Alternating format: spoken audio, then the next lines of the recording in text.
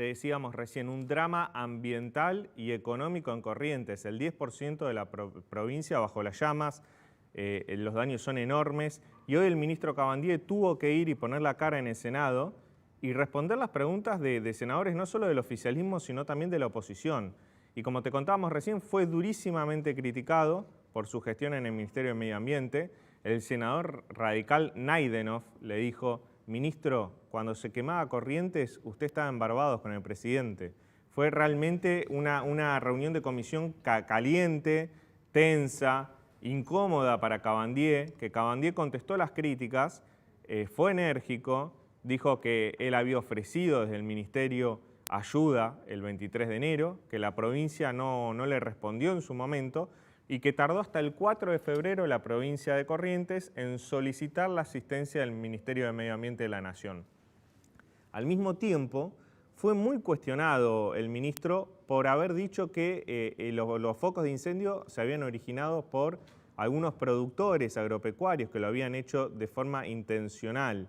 Bueno, fue increpado por eso por los senadores de la oposición y él se defendió diciendo: yo no dije que fueron todos los productores agropecuarios, sino algunos. Bueno, una reunión bastante tensa, Belén, bastante tensa. Sí, sabés que justamente recién venía escuchando declaraciones del intendente de Mercedes que coincide con las declaraciones de Juan Cabandier, en el sentido de que dice, bueno, nosotros fuimos la primer localidad dentro de Corrientes que sufrimos incendios y acusaba en un punto al gobierno provincial de no haber pedido esa asistencia. Y lo que pensaba un poco, pensando en lo que hablábamos al principio, ¿no?, del fierro caliente, digo, también sucedió durante la gestión de Bergman que hubo como una subestimación, me parece, ¿no?, de lo que es la cartera de medio ambiente, como que no se está preparado como de forma anticipada para atender a estas emergencias, porque bueno, también el ministro tendría que tener capacidad de anticipar, ¿no?, lo que estaba sucediendo para tomar decisiones de forma previa, de alguna manera. Totalmente, es como vista, y ya estamos hablando de dos gobiernos consecutivos de distinto color político, Sí. es vista como una cartera de rango menor, ¿no? Claro. Que no tiene un peso político específico, que siempre va a la saga de los acontecimientos, que tal vez no es tan influyente dentro del gabinete y no tiene llegada tanto al presidente. Claro. De hecho, en un momento de la reunión de comisión que se puso tenso y Cabandier estaba en dificultades para contestar, sale Oscar Parrilli, senador de Frente Todos, a rescatarlo con el famoso Apero Macri. Claro. Y cómo lo hace, pegándole a Sergio Bergman, que fue el anterior ministro de Medio Ambiente. Y recordó que durante la gestión de Bergman hubo focos de incendio, incendios muy grandes también en la Pampa, y que la respuesta de Bergman fue: lo único que podemos hacer es rezar. Claro.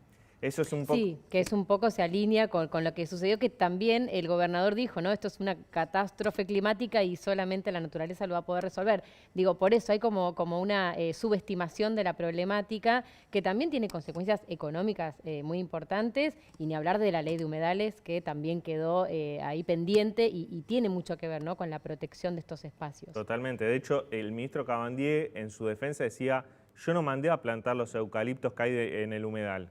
Como también acusando a los productores y a la propia provincia de, bueno, no fiscalizar para que eso no suceda.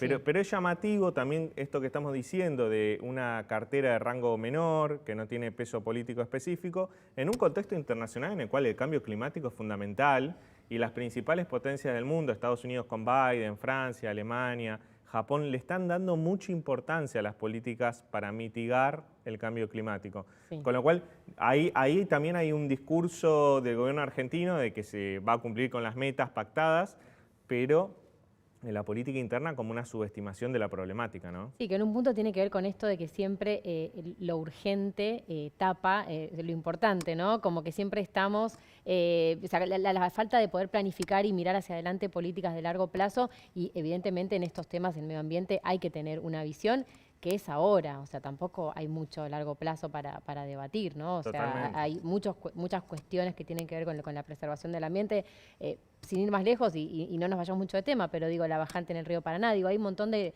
temas que tienen que ver con el ambiente y que se entrelazan directamente con la economía.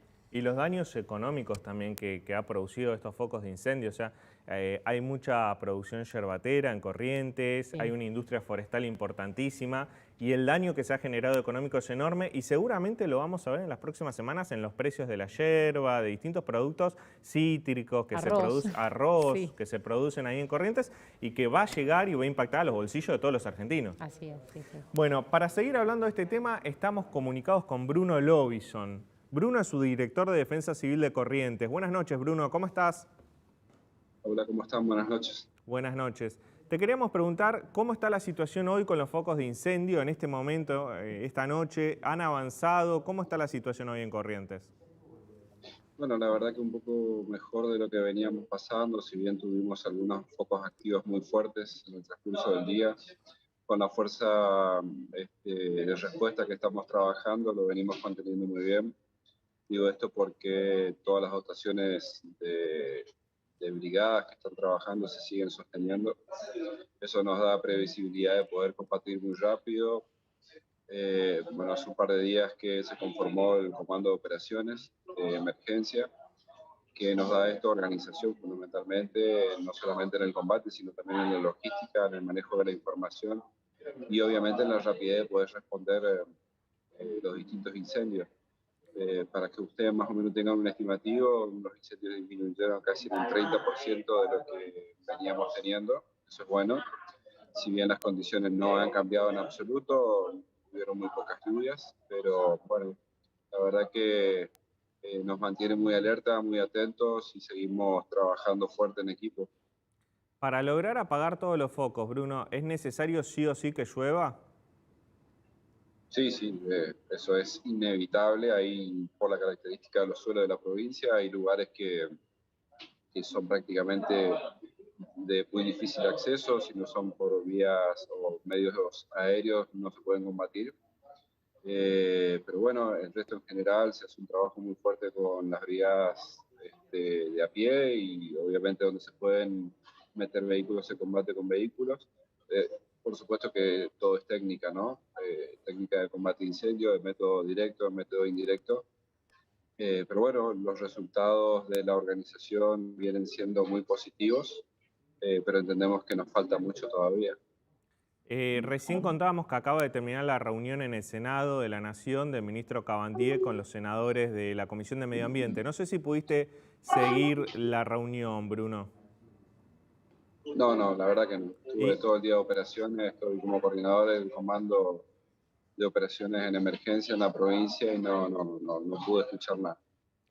Bruno, ¿qué tal? Buenas noches.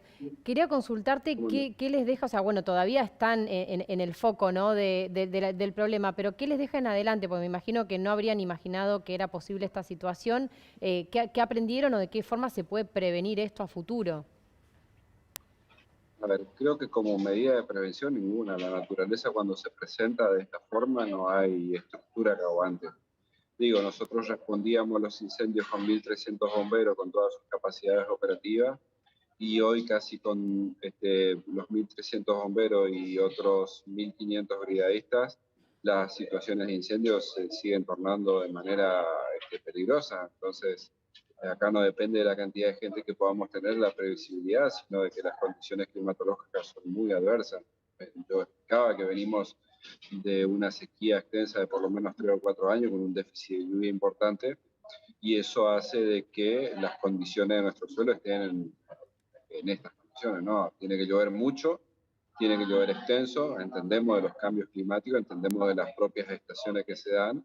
Esto nos preocupa porque si no tenemos lluvia entre marzo y abril, prácticamente no vamos a tener precipitaciones importantes hasta noviembre y entonces eso nos deposita en un teatro de operaciones muy complejo. ¿Y cuánto afecta lo que es? Porque se habla mucho de los incendios intencionales. ¿Es así? ¿Esto es una práctica y tiene que ver con esto? ¿O bueno, es como vos explicás, solamente producto de los efectos de la sequía? parece que Bruno no nos escuchó, ¿no? Se cortó. Bueno, se cortó la comunicación. Nos quedamos con las ganas de esa pregunta. Sí, porque es como que hay un dilema, ¿no? Es cierto que se usa en muchos territorios, o sea, a lo largo del país uno ve que se utiliza como forma para controlar la maleza. Pero bueno, a ver si nos puede responder, seguro que va a ser más interesante. Bruno, no sé si escuchaste la pregunta. Sí, perdón, se cortó. Bien, te preguntaba respecto a, se habla mucho de esto de la práctica de utilizar el fuego para controlar la maleza. ¿Esto tiene que ver puntualmente con estos incendios o es, como vos explicabas, un tema que tiene que ver con la sequía? A ver, no es época de quema. Si el productor o el ganadero quema en esta época del año, no tiene pasto durante todo el año, por ende el productor no lo va a quemar al propósito. Puede haber negligencia en algunos casos para el control de malezas, eso estamos seguros. Puede haber quema de basuras o de alguna cuestión por ahí, usar el fuego como herramienta, pero hay una cuestión, nunca nosotros vimos tantos incendios paralelos. Entonces esto también tiene que, y está siendo estudiado por la justicia, como hay altas posibilidades de atentados contra la propiedad. Eso se va a determinar seguramente más adelante. Pero por las características que tuvimos quemas en todos los terminales de la provincia, está siendo estudiado, repito, por la justicia hay un 90% de atentados contra la propiedad. Bueno, Bruno, te agradecemos tu testimonio, te agradecemos que te tomes unos minutitos de tu trabajo, de tu importante trabajo para hablar con nosotros. Y bueno, seguramente más adelante te vamos a volver a llamar porque, como decías vos, sin las lluvias y sin la solidaridad también de la gente que ha enviado muchas colectas y muchas cosas, va a ser difícil apagar los incendios. Así que, Bruno, te agradecemos mucho tu tiempo y estamos en contacto. Perdón, perdí sonido, no estoy escuchando. Hasta luego, Bruno, muchas gracias. Bueno, el tema de los incendios en Corrientes, como decíamos, es uno de los temas más importantes en la agenda nacional. Hay otros temas que también en los medios estamos siguiendo, como por ejemplo Generación Zoe, el escándalo por Generación Zoe, este presunto esquema piramidal que ha generado no solo repercusión en los medios, sino mucha preocupación entre los ahorristas que invirtieron dinero y en las autoridades, porque como te contaba el otro día, en la Comisión Nacional de Valores están investigando 400 presuntos esquemas piramidales parecidos a los de Zoe, con lo cual las autoridades están muy preocupadas de la proliferación de estos casos. Quédate ahí porque cuando volvamos hablamos con Pablo Salum, uno de los denunciantes que llevó a la justicia a Cositorto y que fue apuntado por Cositorto en las últimas horas en un Zoom desde un paradero desconocido de otro país como uno de los responsables de su caída. Quédate ahí que vamos a una pausa y enseguida volvemos.